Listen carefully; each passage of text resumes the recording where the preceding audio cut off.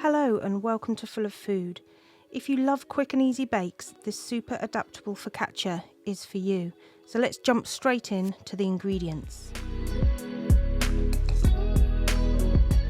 Okay, so this is such a quick and easy bake. So you'll need some strong white bread flour. You can use all-purpose flour.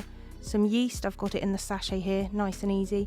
Some beautiful Cornish sea salt, bit of sugar, some dried herbs, a little bit of olive oil, in fact quite a lot of olive oil, some lovely rosemary, and last but not least, some warm water. This water I've pre-prepared, it's about 35 degrees. Right, let's get into the method. First of all, we need to activate our yeast. So pop the yeast, it's about a tablespoon of yeast into a bowl, teaspoon of sugar, and then we're just going to mix that together. And then this is my water, and I'm just going to pop that in to activate the yeast by pouring it in really gently. You don't need to mix or anything, just gently pour it in and leave it for 5 minutes. Put it to one side. So in the meantime, I'm going to weigh out my flour. So like I said, I've got some bread flour here, 220 grams, a little bit of that nice sea salt in there. And I like to put a little bit of dried herbs or mixed herbs into my focaccia, just makes it taste that little bit more Italian.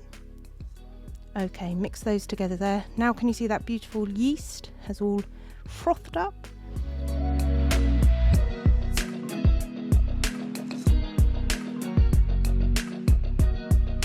What we're going to do is just pop that in with our dry ingredients. And now we're putting 6 tablespoons of olive oil. That's what makes the focaccia so tasty. Really gently mix those together until you get a little bit of a dough ball forming. Next up, just got some of my flour. Just going to use that to lightly dust my board. Pop my dough on. And then what you need to do here is just really gently make sure you sort of knead it and mix it together. Not too much work needed here. You're just making sure that all those ingredients have combined. So there we go. Pop her to one side. So I'm going to do this in a little tray. What I've got here is some greaseproof paper. I like to put a bit of greaseproof paper on the bottom just because it makes it much easier to come out of the tin. You can also just, if you haven't got any, oil the bottom of the tin with olive oil. I'm going to do that as well, so I'm covering all bases. So cut that about there so it makes a nice circle. There we go, perfect fit. So a little bit of olive oil, brush that around. And then what I'm going to do is make sure this goes all the way around the outside. You can see it's all on the outside there. Pop my disc of baking paper in. Get my dough, stretch her out a little bit. Let's gently encourage it into the corners of my pan.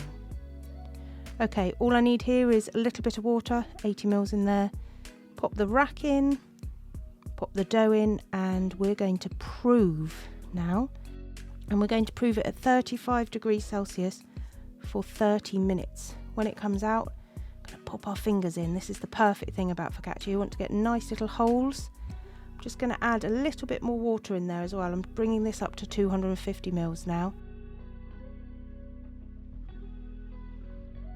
And then drizzle that beautiful olive oil over the top, about a tablespoon. Some lovely Cornish sea salt. You could use any sea salt.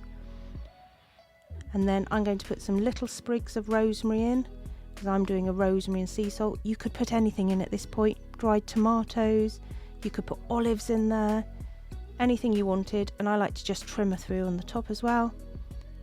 Okay, so that's then going to bake for 12 minutes on the steam combi. Here she is, isn't she beautiful? So once it's cooled, you're just going to turn out the bread.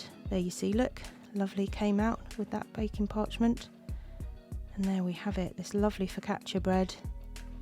Look at the top of that, lovely and crisp. That's what the ninjafoodi multi-cooker is really good at, steaming the bread but crisping it on top. So all I'm going to do to serve this is I'm going to slice it up, nice big chunks. Look, you can see the olive oil going through there. Oh man, look at that. Nice big chunks. And then the trick is balsamic vinegar glaze, even better than just balsamic vinegar. Oh, look at that. Dip it in, eat it, chunk of cheese on the side. Happy days.